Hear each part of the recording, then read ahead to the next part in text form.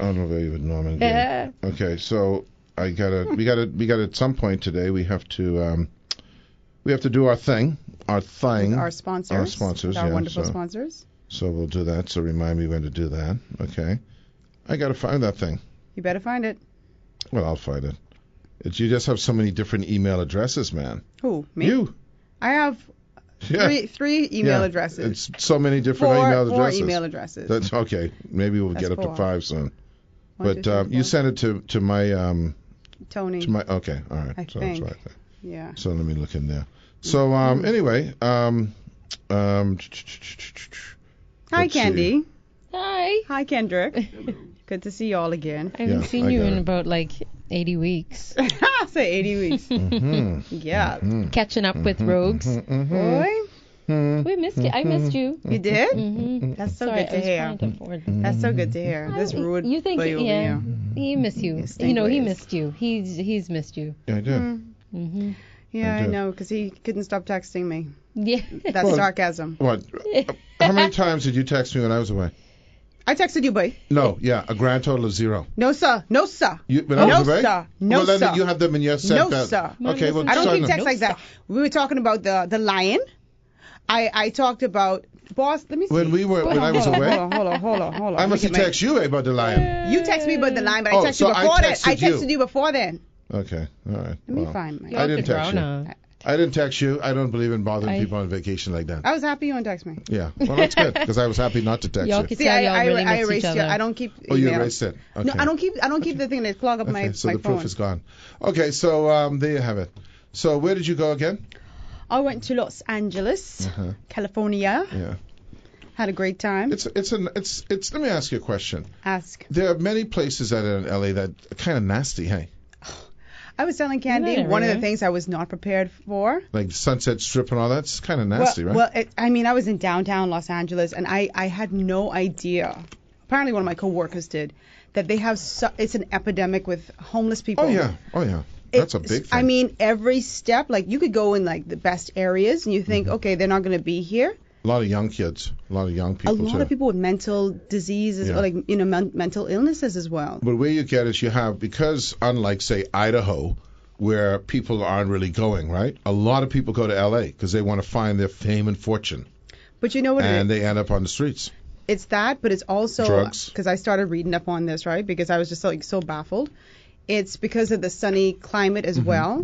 They're trying to get away from that Midwestern weather and the East Coast weather. So they go all the way to LA. Caviar wishes. And as Robin Lynch would say. Champagne dreams and caviar wishes. Something like Robin Leach. Yeah, Robin Leach. Man, it Which was is bad. a kind of a weird name because he is a leech. He leached off of the wealth of the rich and famous. What was the name of that show? The lifestyles of the rich and famous. That was. How's that leeching? He report on that. Yeah, he leeching, man. Really?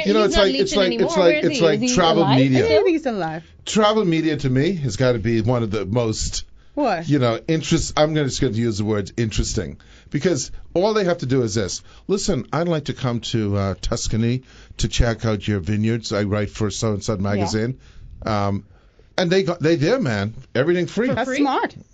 I can be a travel writer. You know what? In my retirement, I'm going to be a travel writer. I'm sure. They ain't just putting you up though. You have to be writing it. Yeah, a lot. I'll probably write it before I read. But based on my experience, what?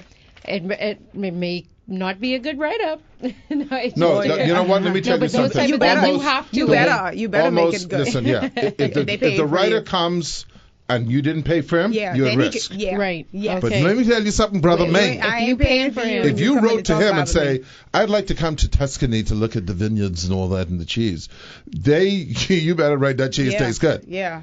Even if it tastes that would work if I. And by the way, you know why you're not going to? I don't like to write. Would you say, Candy? I don't like to write. Yeah. And you know why you're going to write good? Because you're going to call other people.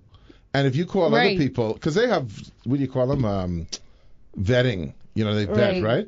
If you call other people and they go, no, don't invite that one. You pay for everything, and she still writes you a bot. Don't get that one. Yeah, you got to go on your own dime when you do it. Yeah. Interesting. But now I just want to travel. Yeah, you should do it. Maybe I could do a vlog and talk. Oh, you could do a travel. Let me tell you, I did it once. Let me tell you what I did once, and I'm admitting this on the air. I was in Vegas, right? And I wanted to go and see the Cirque. What do you call it? Cirque du Soleil. And I wanted to pay for the tickets. I wanted to pay for tickets. I was staying in the hotel, and they said they didn't have any tickets. So I just said, oh, okay. Listen, who's the PR person? And I told him I'm at a radio station, and I'd like to do a remote. You lied. Yeah, on the phone. He's a liar. No, I did it. I did it on the phone. I called Eric, but then I got free tickets. You are funny. That is so. I'm sure they weren't expecting it to be of that caliber. I told her I offered to pay. I offered to pay for the tickets. Okay. I offered to pay for the tickets. They said no. So why you call the PR people then? Because they were sold out. They were sold out, so I figured they have some tickets. They got tickets. They had tickets. So you knew in calling the PR person that you were going to have to barter in some way to do that. Well, of course. Yeah. But I worked for the station at the time, so I did a little thing. Call on the phone. That's what we did with NASCAR. Yeah, you should do some bartering when you was in L.A. You know, so you. I got paid while I was in. There you go. See, you barter. Did you barter? No, I won the money. Okay. I didn't have to barter. Well, I mean that's a different story. But I'm saying, suppose you wanted to go to let's say. When I go to Napa. The Academy Awards. Yeah, that come in next. Yeah, say, listen, I'm Rogan Smith. I'm with Ed Fields Live. Who? And I would like to. They don't care who you're from. They just wanted. The and I'll write up a false thing. You all got a website? Yeah. No. No, I'll write up. I'll write up a thing. I'll write up a thing. I have a little press card and said one of the jams on it, and you get a ticket because they don't care. When they call Ollie say we don't know anything about that. Of course they care, don't they? Once all they care about is that you work for that organization.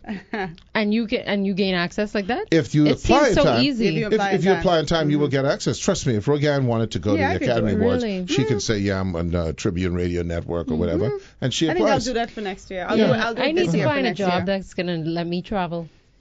Be a travel create it. Be a travel writer. No, I'm going to be a travel. No, that's a worse kind of travel. Lettering artist. Huh? A traveling lettering artist. Is Trust that me. possible? And if you're smart, if you're good, you could write the damn story before you go. There you go. Okay. Just do some Google chilling. on wines. So you had a good trip? I had a. Who all did you go with? Who did you go with? No, that's confidential. I had a fantastic time. You went with School Scouts? What? School Scala. Oh, Makushla? Makushla's going there later on this year. So you didn't go with her? She's been there twice. Okay. No, but I had a fantastic time. My favorite part, I got to do the Steve Harvey show. That was fantastic. Mm-hmm. That is so cool. That was so much fun. But I honestly, besides that, the thing I really enjoyed was horseback riding up in the Hollywood Hills. Not about any horse. No, I'm telling you. It was on that merry-go-round. No, I'd never ridden a horse. No, man. I have my picture right there with the horse. My horse's name was Sugar. It go up and down? Let me show you my horse. So check this out. I can't go on those things anymore. They had the horses lined up, by the way, stinky. Like they like to poop. They like to, yeah. They like to poop.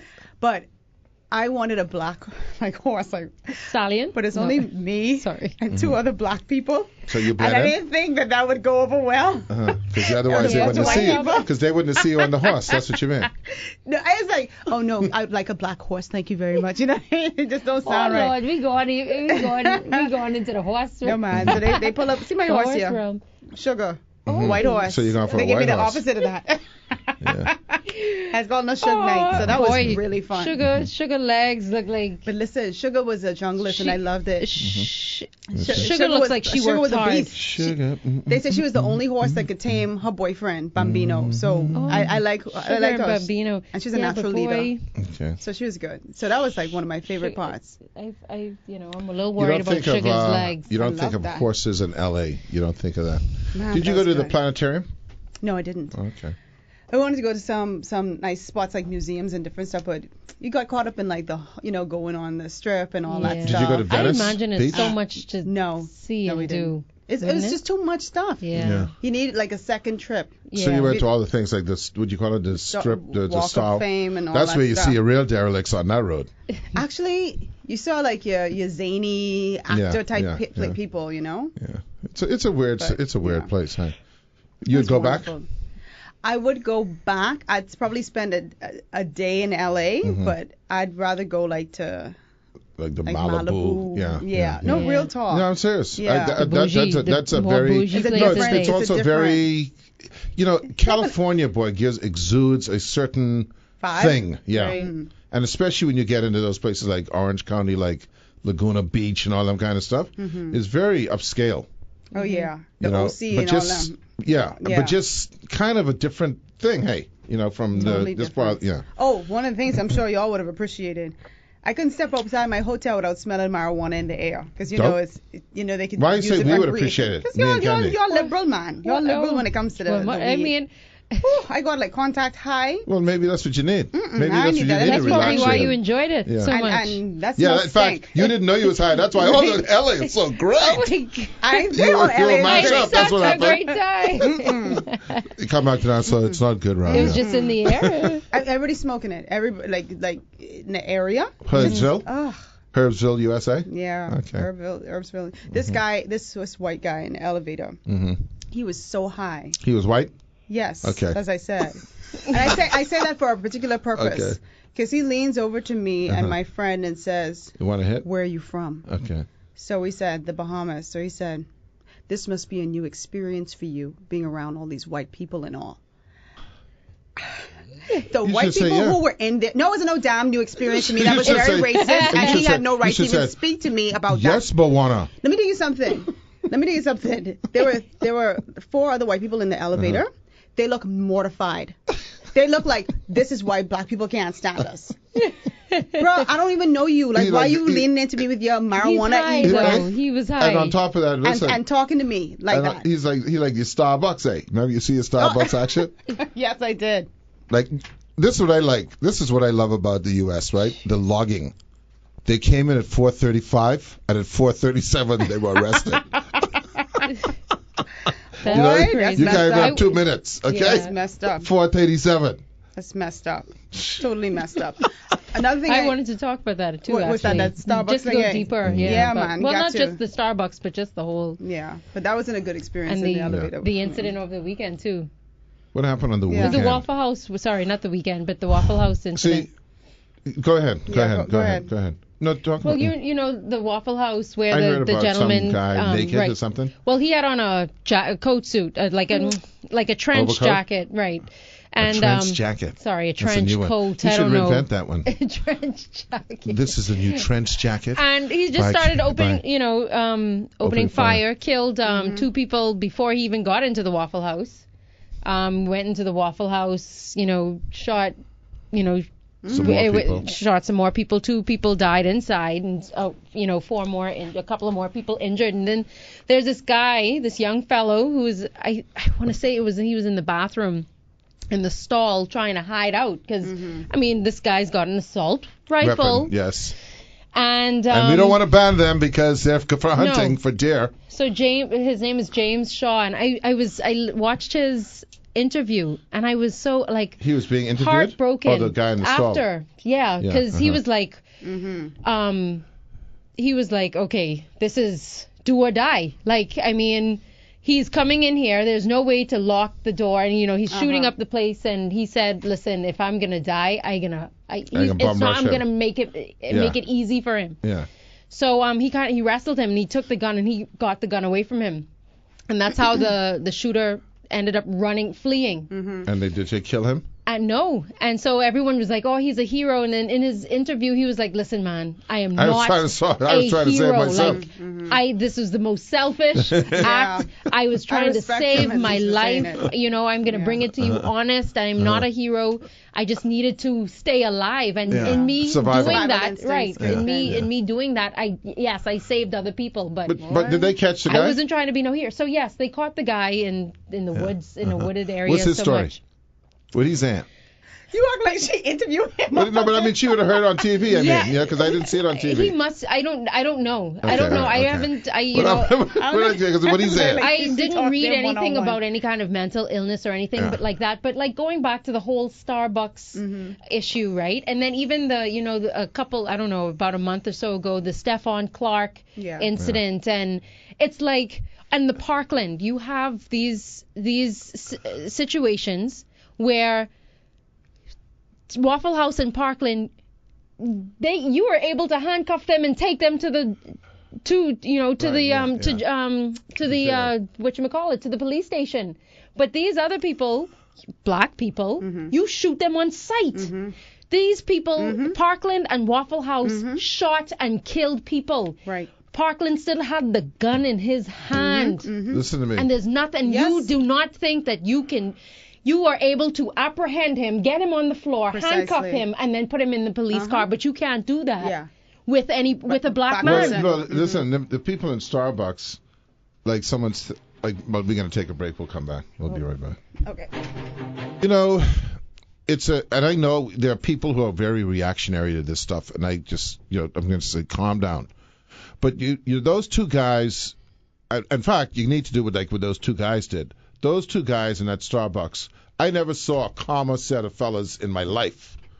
They got up, they know what time it is. Right. But so the question is, though, and I'm not talking about like the guy in San Diego or Sacramento. He was, I don't think he was doing anything. He was in his yard. Yeah. That's number one. He's in his yard. Right. But, when those police come, man, get something from them.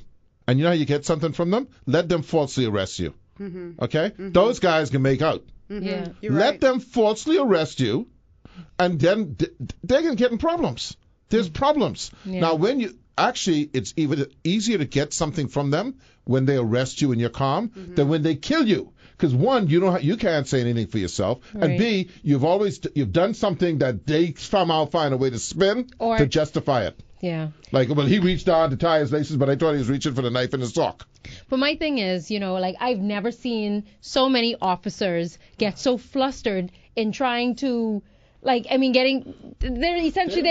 They're scared, and not only that, they're not wounding you; they're killing you.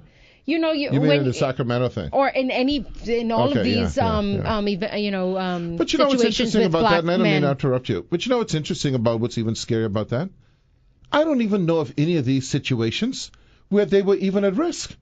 Exactly. It isn't like any of those. It isn't like there's a history of where they have to feel unsafe. Right, where there's always a standoff where you getting shot up. Hey, that's a black guy. He coming to shoot. No. Right. That's not a kind of a regular thing. Right. You know what always gets to me, though? And you're right. I'm happy that those men in Starbucks were so calm and just, because I think that helped the situation greatly, right? Yeah. But it's always, for me, it always bothers me that as a black person, you have to be on your utmost best behavior. Whereas you could look at your white counterpart and they could be acting a complete fool with the police and they're treated with such dignity and respect. Yeah. Sir, you have a gun in your hand. I watched a video where a man had a gun. They're like, please put the gun down. He did the experiment where you walk one black man walks, the white guy walks down the street with an assault weapon. Right. And they go, sir, put down your weapon. And he's going, I have a right to carry this weapon. And the black guys, they got him. They got about 50 cars. They down to the ground. It's crazy. But you know what it is, unfortunately, and they're going to hate this. My father was a policeman, and he told me, he said, who you're attracting into that force is not, MIT people, okay? And the reality is... RNs? What's that? RNs? Tell me what RNs is. You ain't know? No, I know what RN is. You rednecks? Oh. Bubba and Neil. But you know what? It's on both sides. No matter who you are, whether you're black or white, right? And the thing is, you also have some there's known facts that you have some hardcore, your KKK. Mm-hmm. They infiltrate, man. They in there. Yeah. Because now they can kill them some problems. Legally. So I got me 4 last night. But that's something that we just cannot identify with. You don't kill someone. We don't experience that level of... You got please kill me. Boy. We don't experience that kind of thing. It is a rough world out there. But you know what it is? And let me tell you how the base of this is. The base of this is that the countries with the least amount of problems are the countries that are most homogenous. Yes. Okay? Mm-hmm. That's just the reality. You're absolutely right. The reality I was just about to say that, actually. The reality in a is way. we are tribes. Yeah. And the United States is a thing of just a bunch of tribes. Okay? And the tribes don't get along. Right. Tribes been killing each other. Listen, in Africa, the Zulu, the Bantu, the Mulu, all the Lus, they don't get along, man. Okay? This is my section. Mm-hmm. What you doing in my section? Mm-hmm. Mm-hmm. Okay? So when you try to make this grand experiment of a diverse putting everybody scenario, together, it ain't working. That ain't what we into like that. Yeah. But, what you doing here? You think that, this is ever going to get better? No, because we are tribal by nature. Yeah, I agree. Okay, we have rationalizations for it, right? But it's the tribal. Listen, if you were in the Viking days, okay, and you lived in Viking world, well, one group of Viking people didn't like the other group of Viking people. The Andersons didn't like the Schwens. You know Schwed? Okay. You know what's in the Schweds? They didn't like the Schwed. You the Schwed? And you know what's not going to happen? But that's what you know what I'm saying, right, Rogan? Absolutely. That's the reality. And you know why? Because I need some food. And I don't need the Andersons taking the Schwen food. Which is again? No, I said, you know what? I mean, the amount of black people on the police force is always going to be limited, I believe. Like they're in the United States. Right. I think that is a system within itself. No. We got this. Because it's a system. And so I think the majority of police officers will always be white. And then you have a lot of that's going to happen just by population alone. Yeah, but I mean, even if you try, I think even if black people try, okay, no, we've met our quota of black people on the force. Sorry, thanks. But by population, you don't think so? I don't want to say it because you got a lot of black police chiefs. I'm not talking about ranking. I'm just talking about. I'm saying it's a population. It's a proportionate thing, right? Okay. I mean, yes, I understand. You're not going to have like 85% white people and 90% black police. Well, I don't know. Yeah. Well, I know that. I'm just saying, but even still, I think it still will be regulated. I do understand Candy's point, though. Yeah. I hear both your sides, but I do feel like that's just my personal belief that. Like there is a quota and that's enough. I honestly feel like that's enough for that. Because it's almost like this safeguard over here. Like we got to keep the system going. And those police officers, a lot of times those black police officers who are on the force, they have something to prove, which is I don't want my colleagues to think that I'm going to be siding with black people just because. And sometimes they end up being harder on black civilians or, you know what I mean? Yeah. Let me tell you, I think if you go to Motley, Minnesota, okay, and they have a police force of 10 people, you are going to have a police force of 10 white. Okay? So if you're black, you better be tiptoeing through the tulip. Tiptoe! You got to tiptoe through them tulips. Okay? I think it's more mixed, like New York or something like that. But so tell me what is so different about like in Canada as opposed to United States?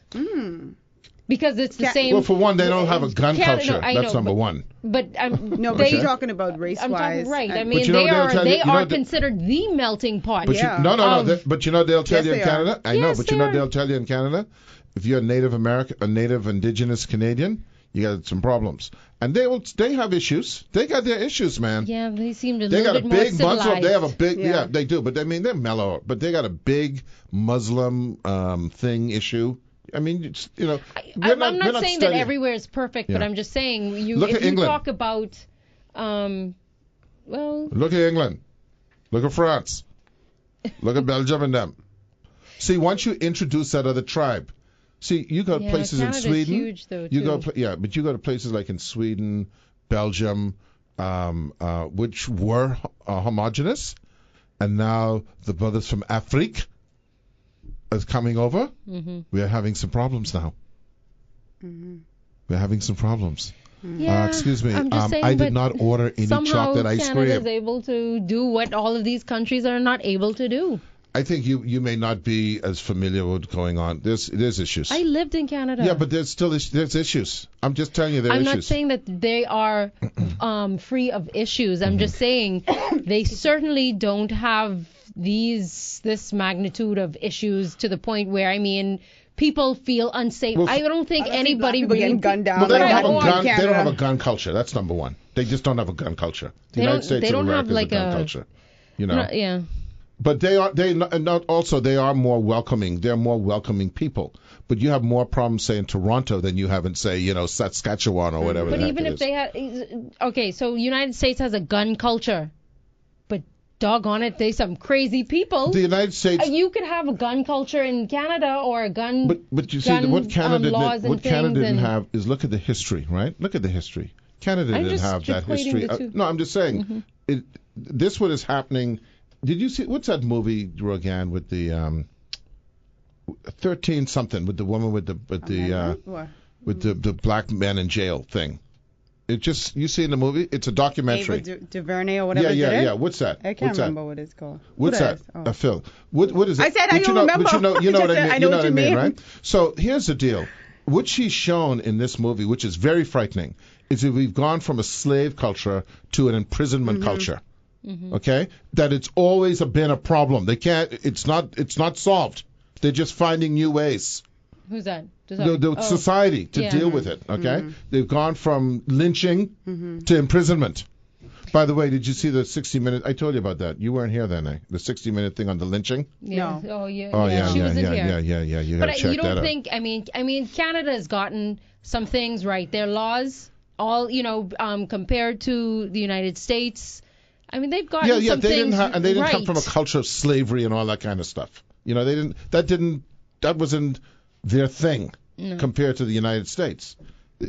Boy, listen. All I can tell you is this one last thing. I just get so fed up when you talk about the Waffle House thing. Mm-hmm. It just freaks me out more and more and more. When now you can't go to I think the Waffle House is like the lowliest restaurant in the United States, I think, right? I mean, you go into Waffle House. I used to go there. I went into a Waffle House, and it's tight. I know Waffle House. You know the chairs, the seating, it's tight. Okay. In college, that was the spot. I hate that place. And they still have women who wear VO5. Okay, the women, the waitresses, they still use VO5. I have that. What you want, sugar? Okay, so okay, yeah, okay, and they got the because you have black sugar? And white waitresses, right? Oh my God. So you say, what you want, darling? And it's tight. So okay, anyway, we'll be right back. Yeah, we our guest this afternoon is going to be Phil Galanis, who had a thing on the weekend called the Progressive Forum. So we're going to talk to him about that. But again, I want folks to keep things in context. First of all, let me just say this, and I don't even want to say it because it's like putting mouth on it. But we've seen a reduction in some violent crimes here over the last couple of months. And then yet, we get these advisories about the fish fry. Let me tell you something. As a Bahamian citizen whose economy is reliant on visitors, right? Mm-hmm. It galls me because this is what the deal is now.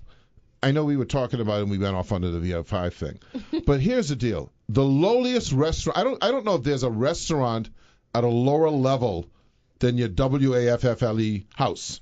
Waffle House, man. No, I mean, I go to the Waffle House, but I'm just saying. How long we going on? I'm saying it's still at the lower, what you would call the low end. Course. You could probably go out there with a full 3-course meal for about $3. Yeah, man, that's the college okay, just run right out. $1 a course. Now, okay, yes. Okay. Now you have Waffle House. They got the mass murderers. Yep. Concerts. Primary school. Middle school, high school, college, so they take all the educational systems. Yep. Church. Yep.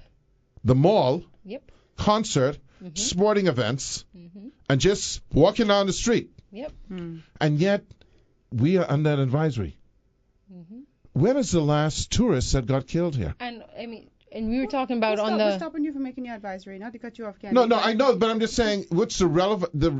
What I'm saying is. I understand the point, Yeah. What I'm saying is, then do like check it for that. Do like Mitchell did, and just keep bringing up your advisories. We can't. Which is very important. Right. Children get take over there too. We can't. They got a whole thing on the highways with the billboards, with the lights. One thing you got. Amber Alert. You ain't got to worry about your child getting take over here. We try to know. The whole island locked down.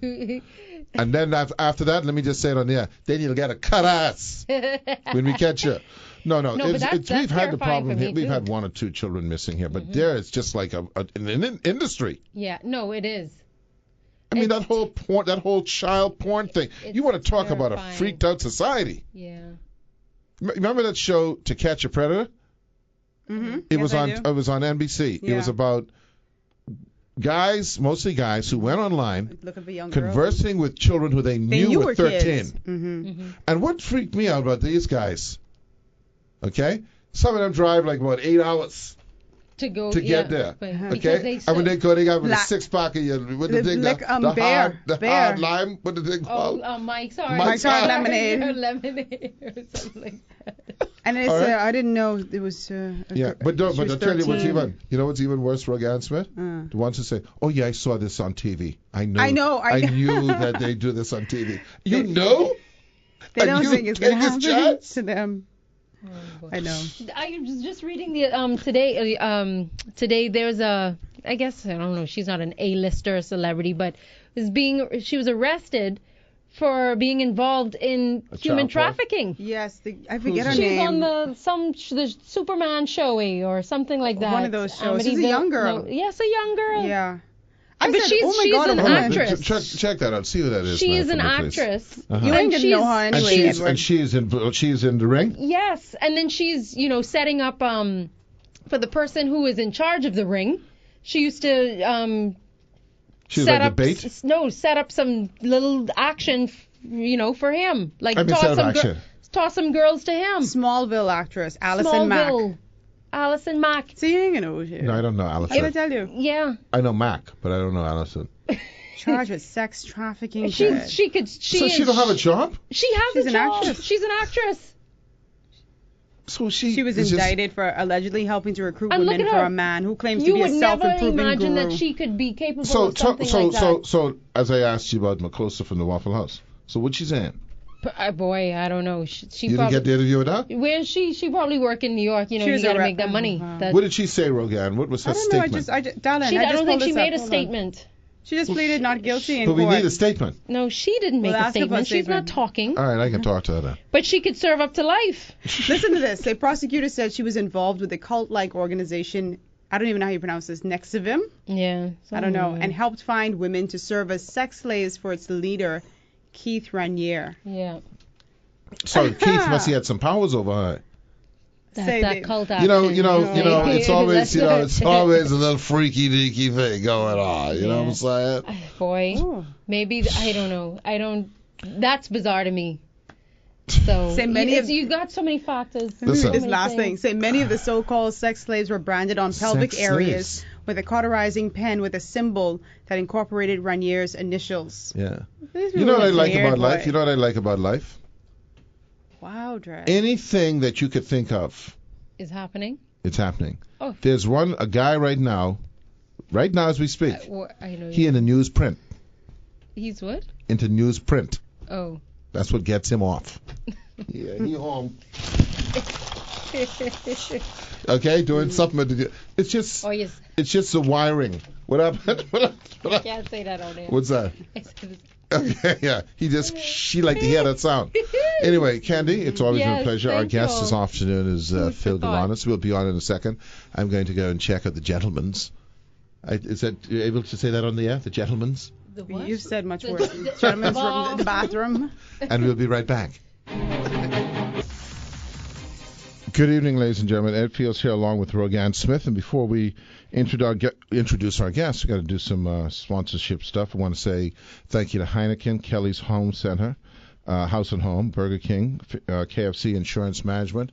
Coca-Cola, of course, my new thing is Sprite Zero. Love it.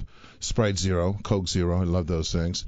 We've got Bristol Cellars. We've got Arawak Homes. We're going to talk about Sunshine Insurance in a bit. Arawak Homes for your own home. There you go. For your own home. There you go. And then we have Insurance Management. We've got KFC. We said KFC. Okay. Subway.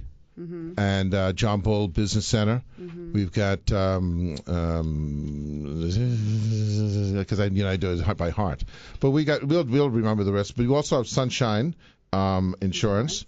And Sunshine Insurance has 2 locations to serve you, East Shirley Street and Carmichael Road. Call us today to get covered. Sunshine Insurance, local knowledge, global reach. And, of course, you can also show Mom you really care this Mother's Day.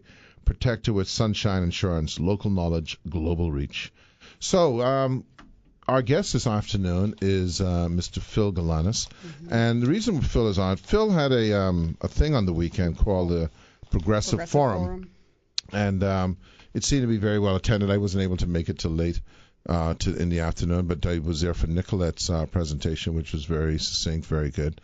What I'm finding, Phil, is that there's a recurring theme that I think, believe it or not, and I'll alert you to some stuff in a bit, it may end up playing out in the next 5 years. And that's this issue that people are beginning to recognize that we don't really live in a democracy. It's kind of like, we've been spinning circles for many, many years, but now that we seem to narrow it down to the realization, like our eyes are almost open, that we don't have a democracy.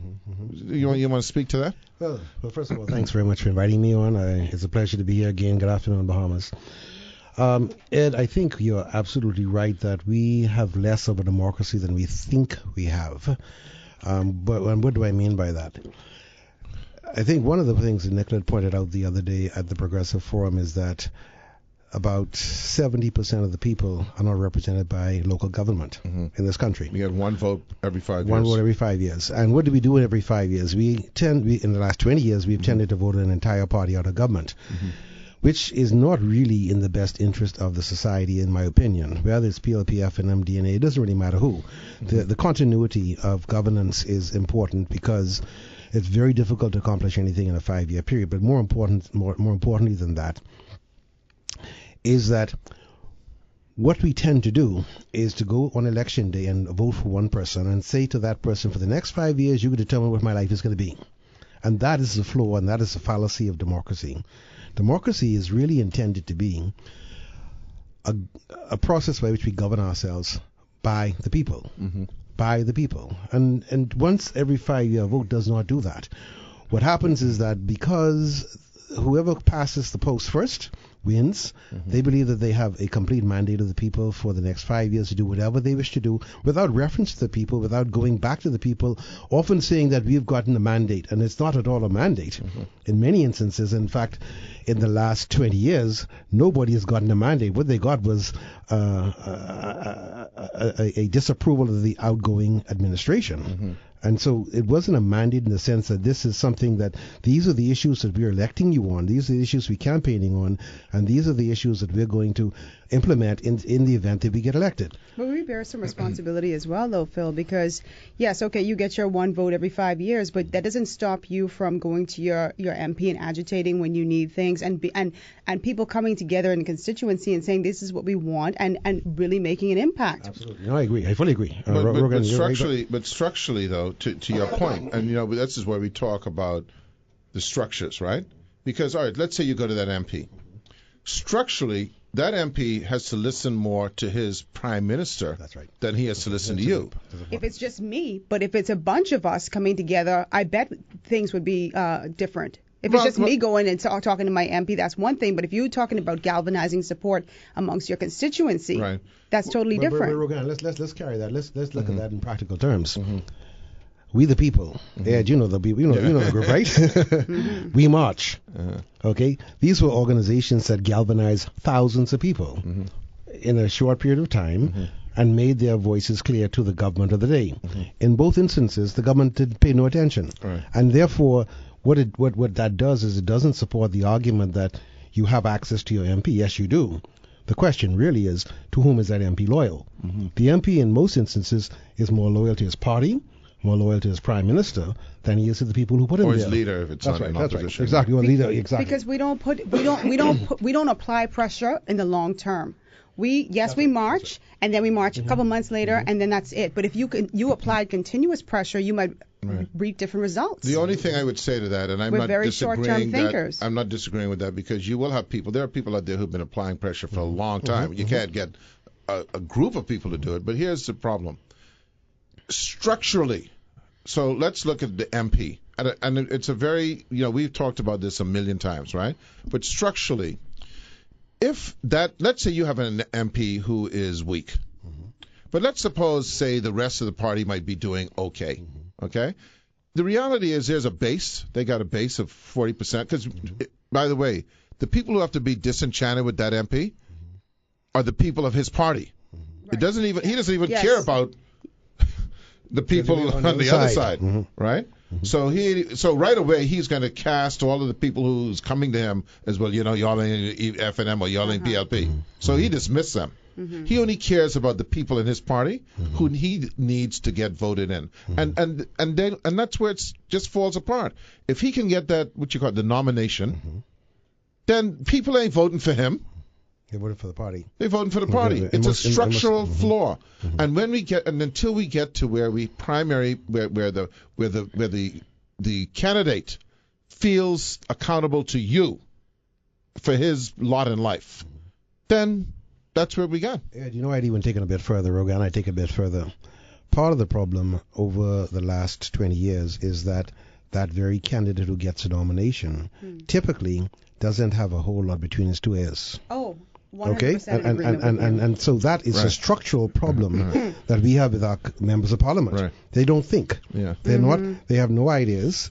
Many of them are dumb, quite frankly, and that's on both sides. Yeah. Some of them are stupid. Some of them don't know what the Constitution says. They don't know what. They don't know the parliamentary system. They don't know the Westminster system. They don't understand, how our system works. Right. And so, what you have in the first instance is a dumb person who's beholden to a leader who himself sometimes is lacking in all the accoutrement of leadership. The whole system. That's why I say, one of the things that we have, and I'm not, I repeat things because if you repeat it often enough, if you believe it, because obviously I could just making stuff up, but if you believe it, and listen, both you and I and Rogan, we're studiers of political systems. We're not just throwing this out of a hat, right? The reality is, if you have a system that goes from a monarchy, a royal monarchy, to a constitutional monarchy, because that's what we have. The prime minister is the king. Okay? He determined, and the most thing that Nicolette talked about, land. The person in that seat has the power to give you land. Yes. To give you can be a senator, you can be a MP, you can be a cabinet minister. You can be an ambassador. You can dole out crown land, and this is on both sides. Both sides. This is the system we're talking about. The system that we're talking about. There's some structural defects in our system that need to be urgently addressed. One of the things let's go back to the MP as you were talking about. One of the things we do not have in our system, separate and apart from a really large participation by the citizenry in their governance at the local government level, because there is no such thing. You don't have it at the party level. We don't have it at the party level. We don't have it. The people do not make a determination of who their candidates are. No, that's determined normally by the leader of the party, or in tandem, ostensibly with a candidates committee that's generally just a rubber stamp of what the leader wants. And so what we've got is some really major structural defects that need to be addressed. In addition to which, no matter how bad that member of parliament is, there is no right of recall. Right. In many developed societies, you can recall your parliament, your representative if he's not representing you. Yeah. If they're not performing, if they're not doing what they're supposed to be doing, you can recall them. We don't have that process here. And so you're stuck with a bad MP for 5 years. So unless they step down. Never by election. Which never happens, right? We know that our Constitution is a very difficult animal to turn around because of the way things are. Every constitutional referendum we've had, it's just a failure. Because, and I hate to say it, because the majority of people, and they spoke to this point, what is the will of the majority isn't always the good. That's right. Okay? There is a mechanism, though, other than the Constitution, that can cause this thing to be guided in, and that is the parties. Are the parties, okay? The parties have the capacity to change their constitution to allow for primaries and election of the candidate by the people. But then that's another story. Okay? It threatens them. You're right, Rogan. Yeah. That tends to, in our system, threaten the autonomy of the leader of the party. And no leader of any party wants to be threatened. Most leaders of most parties that I've been familiar with, and it's not only in the Bahamas, it's across the board, certainly across the Caribbean, certainly across North America, leaders want to have control of the people that are in their party, because when they come to try to impose their will on the people, they want to have the support of their members. Right. So you know what happens? We have been very lucky. Yes. Over the last 40-something years in terms of economics, okay? But you know what? There's only two ways to change these things. How's that? Either it's some benevolence, some enlightened person saying, "Hey, I don't care about," or revolution. Radical person, yeah. Okay, and so we haven't gone down the road of desperation yet to the point, but it could happen. And there's a lot of ingredients in there. Okay, so for instance, we have a very large Haitian population. Okay, which is extremely disadvantaged. Absolutely. Okay, that's an ingredient. We have a very large population of unemployed males. Let me focus on that. Particularly young males. Okay, that's an ingredient. Okay, we have a very seemingly a very high propensity for violence. That's another ingredient. You get the wrong person who is able to blend those ingredients together. I'm using Food Network. You're right. To blend those ingredients together for his own personal and you have a perfect ascendancy. And you're a perfect storm.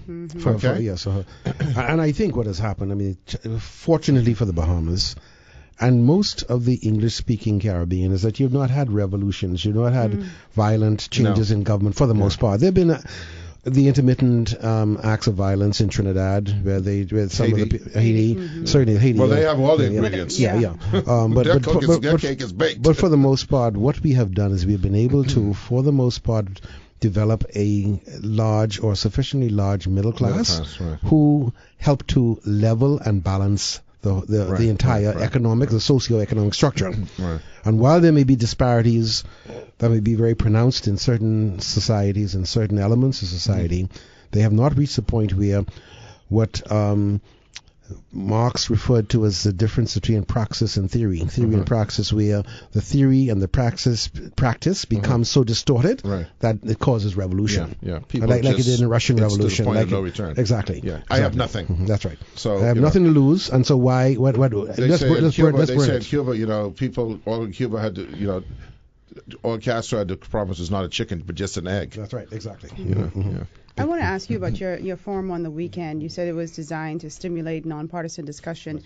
So you chose Dr. Nicolette Bethel, Stevenson, and Gowan Bowe. That's right. There was some question by members of the public as to why, if it's a nonpartisan event, because I know that members from various political parties were invited to attend, but why not invite them to speak? Well, so they can give their take on that. Well, they were invited to participate at the public at the discussion. Let me tell you what the format was. The format was a half-hour presentation by those three presenters, followed by an hour-long discussion period.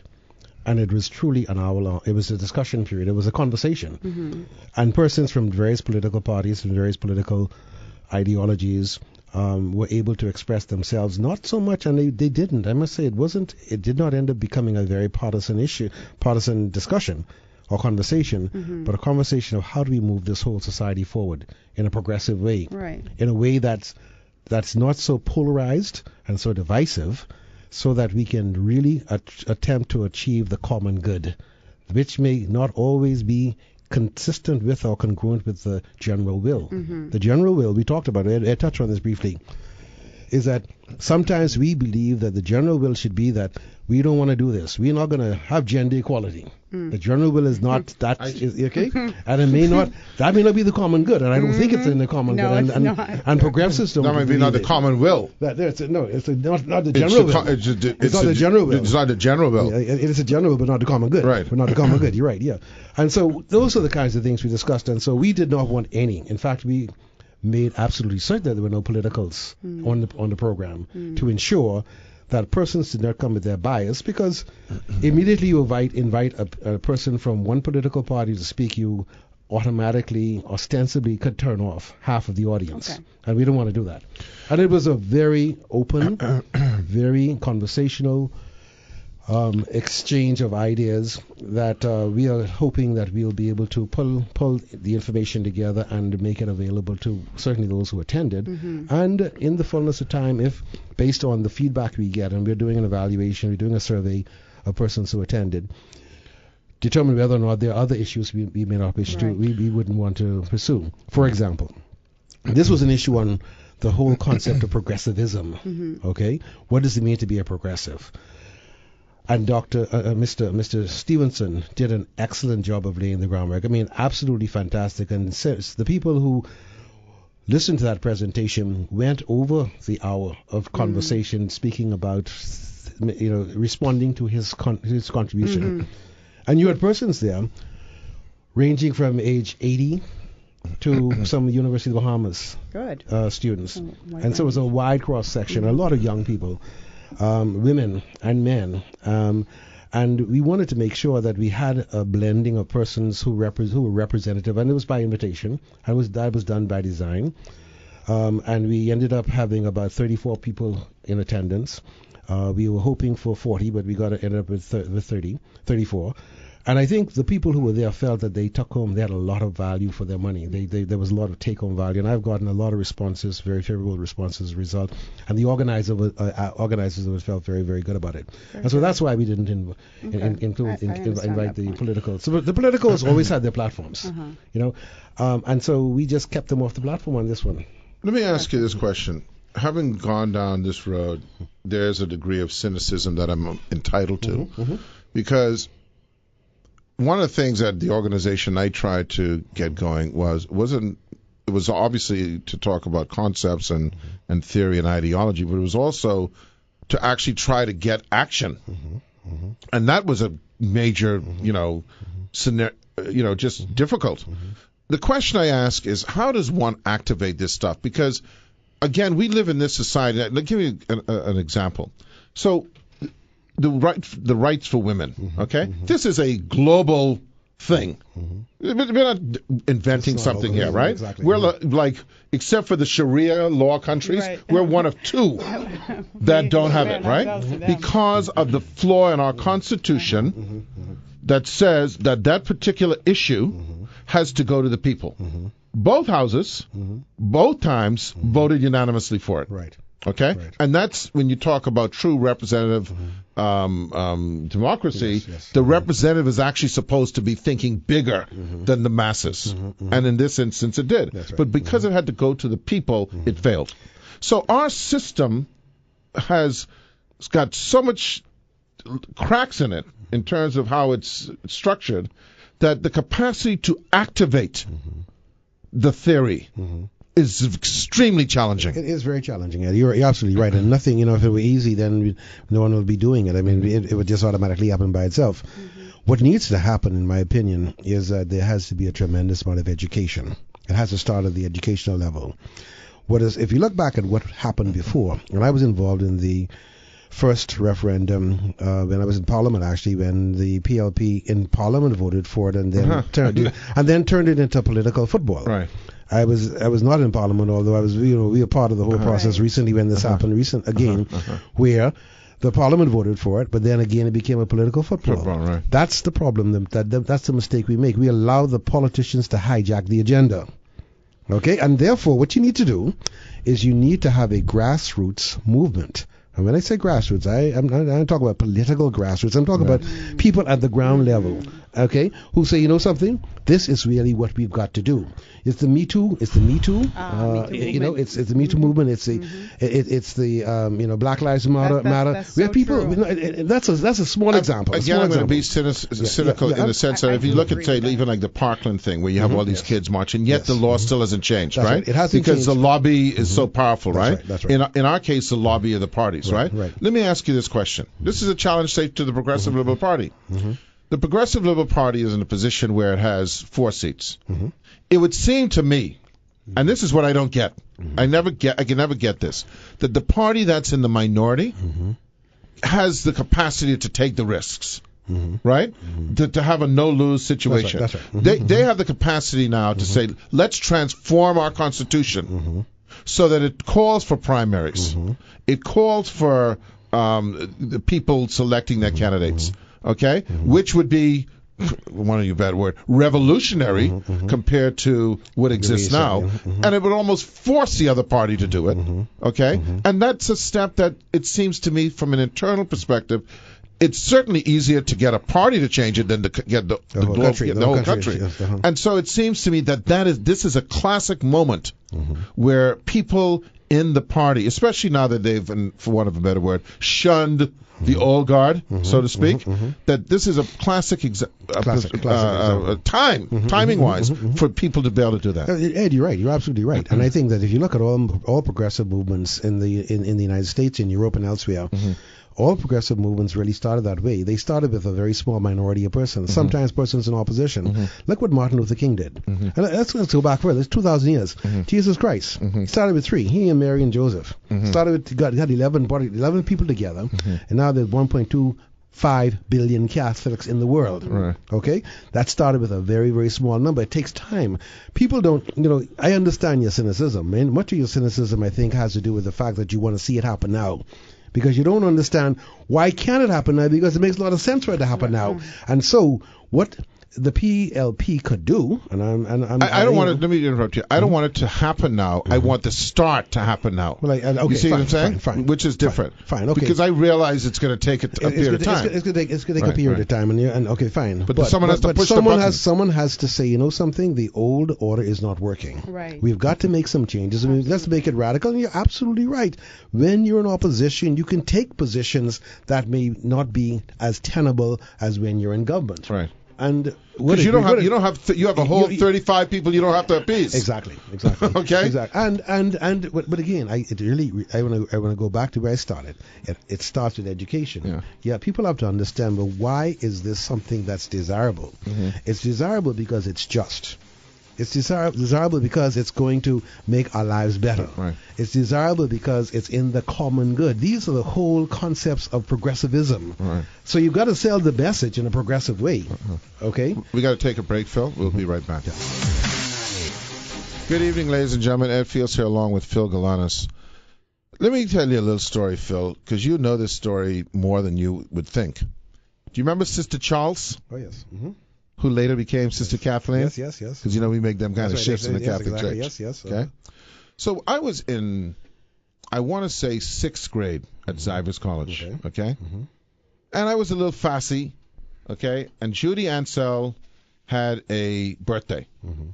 And I had a big crush on Judy Ansell, by the way. I was like 9, 10, 11. Okay? And I decided, unilaterally, we were going to have a birthday party for Judy Ansell. So I went around to every class in the middle school, and I said to the teachers in every class, listen, 3 days from now, we're going to have a party at 11 o'clock up by the basketball court for Miss Ansell. And what we're going to do is we need you, teacher, to be there, and we are going to have a 6th grade student come and mind your class. Okay? I did that. Believe it or not. And they all bought it. They all were like, oh, okay, we're going to get some cake and ice cream. We'll sing happy birthday for Judy Ansell and boom, boom, boom. Right. My aunt, who was a teacher at the time, she made the cake. I got her to make the cake. So 11 o'clock comes. I roll up there with the 6th grade students that were not minding the class. And all the teachers. And Judy Ansell comes. We managed to get up there. Surprise! And we're just about to eat the cake and all that. But you know what I forgot to do? Tell Sister Charles. Oh, wait, no. This is the headmistress. That can happen, yeah. That can happen. I was under punishment for like a year. Exactly. That can happen. Okay? You know why? I didn't know the system. Okay? The system was Sister Charles. Okay? So no matter what I wanted to accomplish, if I didn't go through Sister Charles. You gotta understand the system. Okay? And that's what I think we don't get.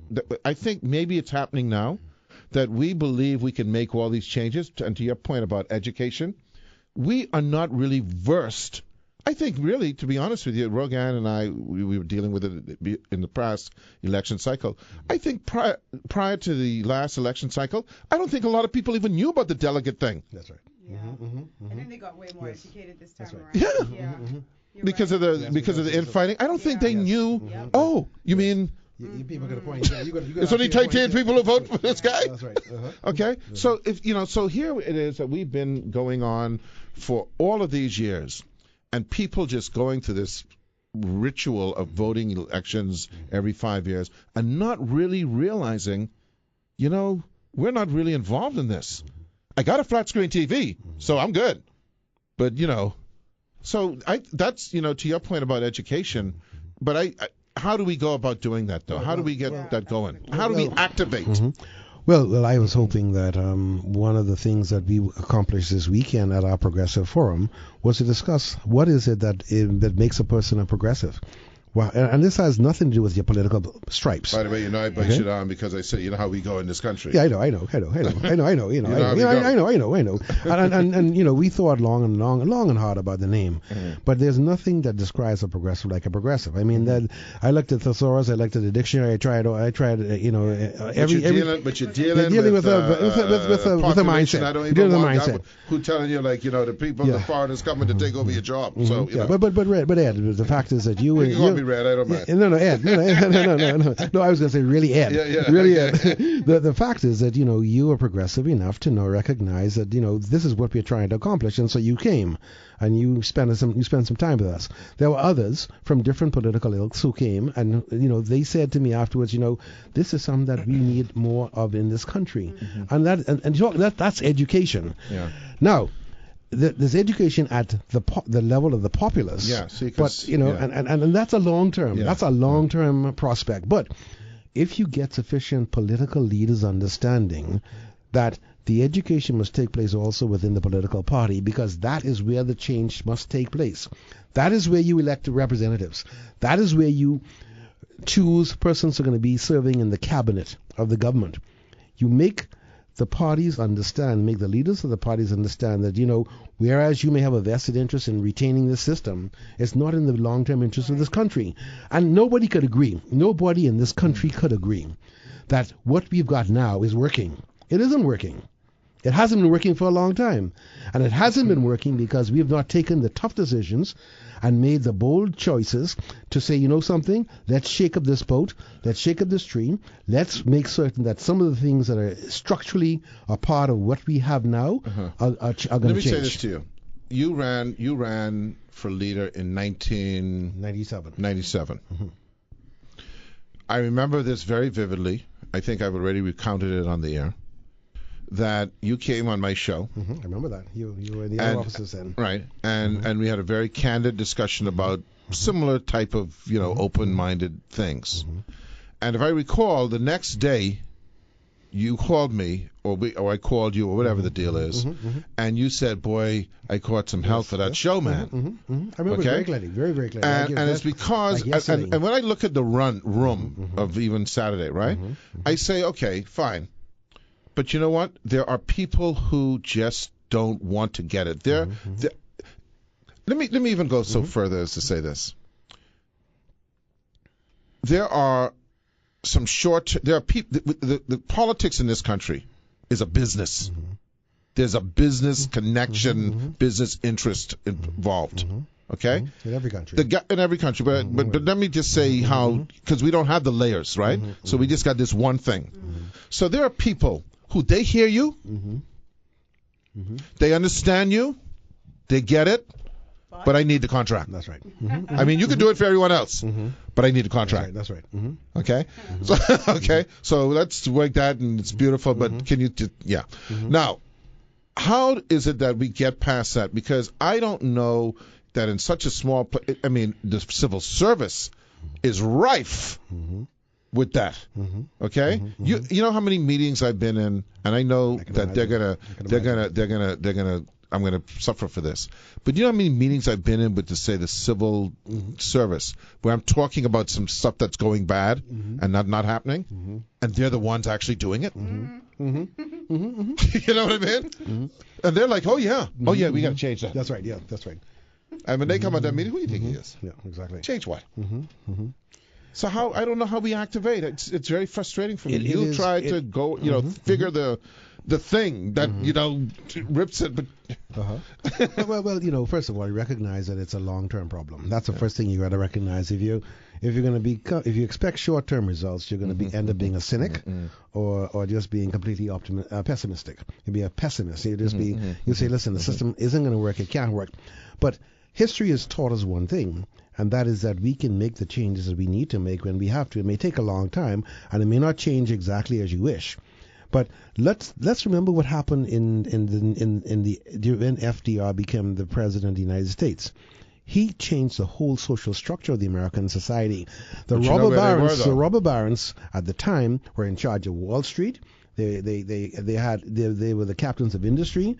There were no labor laws. Yeah, but let me use a euphemism. You know, they effed it up. They were at the bottom of the thing. Okay, they were jumping out of buildings. That's right. Okay. These are the fellows. We got the flat screen. The fellows who making any money, who were jumping out of buildings, right? But what happened is that someone said, you know something, the system that we had before isn't working. We got to change it. And what happened? America saw 30 years of growth, sustained growth, because it shifted its consciousness, it shifted the way it did business, it shifted the whole regulatory process, it shifted the whole dynamics changed. I'm going to disagree. And so what happened? Well, you can disagree. I mean, when I say disagree, I'm not going to disagree that didn't happen. That happened. That's happening. I'm going to say to you though, the environment that existed at the time was rock bottom. We're trying to avoid rock bottom, right? We are trying to avoid. I mean, they were in the depression. People would line up for food. You know, the whole thing. We need to avoid that. And you we also, don't want to get also coming out of a war. Right. There's a war. The question is sacrifice. Okay? Now, I'm not going to call any names. I'm not going to make anything. But I feel that there's something afoot. And I'll explain to you off the air so that no one puts in any kind of bias here. But, you know, you use some people. You use Jesus. You use Martin Luther King. I don't know who else you use. But those two people, the one word I can attribute to both of them is sacrifice. They weren't worried about the ramifications to them. Okay? Because at the end of the day, it comes to that leadership thing, right? If you worried about winning the next election, Martin Luther King said it, I ain't gonna make it. I ain't gonna make it with y'all. Okay? Jesus said, if I recall, he'd say he ain't gonna make it. Gandhi, he wasn't making. All of these people were not worried about their personal welfare because of the system was much bigger than them. Right. The end game was far more superior than the short game. Do we have any of those people? It seems to me that the short-term need of both people in power and the people who they are serving, you know, mitigates or diminishes the long-term outlook. Well, Ed, let me put this to the Bahamian people right now, here and now, and say to them that any candidate who comes to them in the next election, who they cannot satisfy themselves, are interested more in the good of the people who they're about to serve. PLP or FNM don't deserve the support. That is what you got to do. That's what you got to do. But let me ask you. I'm going to say to you, Ed. Now, Ed. Now, why are you in this thing? You in this because of money? You know, we know you broke. Rogan Smith saying that to them now, but that ain't who ain't vote. That ain't who voting. Yeah. What the people. What I'm saying is, Rogan Smith is saying that now. Yeah. Right. She ain't a decider. The decider is, look here, man. What you can do for me now? What you doing for me? That's a big group of people. And that's the problem, right? It's critical mass. And that's why you have to have an enlightened, educated. But the leader, that person who has to get in and say, you know, maybe even get in on false pretenses, and then say, you know what, we go this way. You're going opposite way. You're going opposite direction. Who are just loyal supporters are also deciding factors. Whoever you send me, as long as they wearing a yellow shirt or a red shirt, is who I'm going to vote for, and that's the end of the story. But I think Bahamians are becoming more discerning, you know, because before they used to be very die-in-the-wool supporters of political parties. People no longer that. People are now losing. Look at people are losing their whole soul commitment to a political party. You're right, but you know what it's been replaced with? Their whole soul commitment to themselves. Exactly. Okay. See, in the first 25 years, right? There's kind of a run. So you had a whole bunch of people who were doing really well on that system. But as it changed, you know, it ain't working for me with you. It ain't working for me with you, Phil. You know. I with the party and all that, but it ain't working for me. I got to try these fellas because something got to wait for me, man. So we've transformed from good of the country to good of Ed, or Ried, as you would say. Okay. So this is a scary. It's a very. I think we've got to get to a place, and I'm going to ask you something off the air. We've got to get to a place where what has to happen structurally is not going to be painless. No, it's not going to be painless. And there's going to be a lot of griping. And the person who is making those changes got to be prepared to lose. And I think that's what it will take in some. And maybe, you know, they won't lose because some Bahamians are going to say, you know, we understand that this is what it's going to take to get where we need to go. And in addition to education, you need to have discipline. We are an indisciplined group of people, right? By and large, we do not want to be disciplined. No. We want to do what we want to do for today, with pleasure, immediate pleasure, instead of long-term gain. The leader or the party, but I'm going to say the leader in the existing structure, has to be concerned about success, not winning. Success might result in winning, but they've got to start from day one. This is the plan I'm going on. Whatever happens, happens. Because let's face it, if you don't succeed, why win? Exactly. Well, listen, it's a continual battle. I'm glad that folks like you, like I say though, and I'm not saying this to be obsequious, but I say that there are very few people who want to make you put yourself out there, who want to say what is real, and hopefully people log on to that. Otherwise we're doomed. Well, Ed, I honestly believe that in their heart of hearts, Bahamians are good people. Mm-hmm. I believe that notwithstanding the fact that we all want to get ahead, we all want material things, I think Bahamians, when they are faced with doing what is right and doing what is wrong, I think by and large, you're going to find some who are going to go down that dark road. But I think by and large, Bahamians are going to say, something, the better course of action is for us to go along this path. And I think that if they can be told and shown, educated, enlightened, that this is going to be better for them and their children in the long term, better for our country in the long term. Boy, the long term is a long time, Phil, but I'm in it for the long term. I work with some brothers and sisters, right? I know. Who they're in a survival mode, man. Yeah, I know. We make money. You can't tell them about the tourists and everything coming here in 1970. They need the money now. Okay, so I'm not trying to be, because me, I'm going to continue to strive to try to do it, right? But I want us to recognize the realities. It's not easy. That's right. Because if you ignore the reality, if I ignore Sister Charles, I am punishment for a year. That's right, exactly. Okay? I clean Sister Charles station wagon, and they beg. They don't even make them no more. For a year. Okay? And everyone teasing me because I had to do it during school and I'm doing lunch. Okay? So you just got to know what you're up against. But hopefully if you can get, so people, see, let me give you an example. Rogan Smith. Okay? Rogan Smith has a very clear knowledge of what she wants or understanding what she wants. But a lot of people like Rogan Smith aren't, because I think they may, I don't know, maybe, I mean, how do you feel about the system, Rogan? You think it's overwhelming and that it's impossible? What do you feel generally? Do I think it's impossible what? To just change it around, to turn it around. I do feel like it's impossible because there's no will to do it. And I remember when we first started talking about democracy, you asked me that question, do we have a democracy? And I was like, yeah, like, what are you talking about? And the more I did this show, I started to say, hey, well, damn, we don't have a choice in this thing. You can't have a democracy when only 2,400 people are determining who's the leader of any party. Exactly. But I do feel like there's a lack of political will on both sides to make any change that is going to benefit the citizenry. It's going to be Phil Galanis. So let me put it to you this way.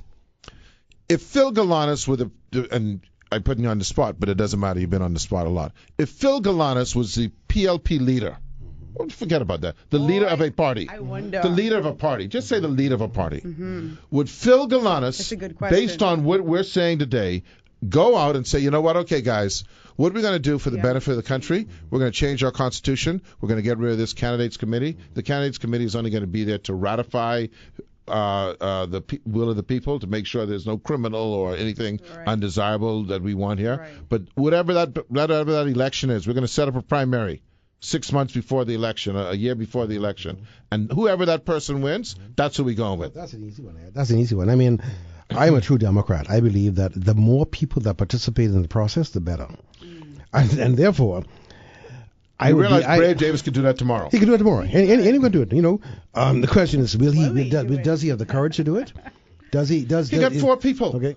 See, what I'm saying is, it's one thing, right? See, this is why I say it's prime. I'm giving you the roadmap. The reality is, if you have 35 MPs, that's rough. Yeah. To say to 35 MPs, they can't run. Hey man, You got to be primary, okay? That's right. All right. When you have 4, you're in a better position. It's much easier. He ain't got to worry about them 4. He got 35. He can appeal to. And not only that, he's one of the 4, by the way. I'll take it a step further. There are those who were in the PLP in the last election who believe that they are entitled to be considered again for the next they're out of their minds. Okay, and they're out of their minds. I agree. People, in fact, you know what? The fact that he has 4, right? Those 4 people won. They should be the least worried about getting primary. That's right. I agree. You have tremendous opportunity. He has. Anyway, I know you're going to steal my idea. No. I mean, it's your idea. But listen. We always want good ideas for the country. Yeah. And if it moves the country along, listen, if the PLP followed your idea, the FM would do likewise. Everybody benefits. But the PLP has nothing to lose. That's right. And I said the same thing to the FNM when they were in opposition. You have nothing to lose. You got 4. Stay at 9. You got 4. Change the game. Okay. Anyway. We'll listen. Thanks once again for coming by. It was a pleasure, Bia. We're watching for them to take the idea now. We watch it. Okay. Next thing you know, they can say I'm the architect of the new PLP. All right. Anyway, we'll be right back. We'll be back on Thursday. We'll be back on Thursday. And thanks again, Phil, for coming by. Thanks, Avi. Thank you.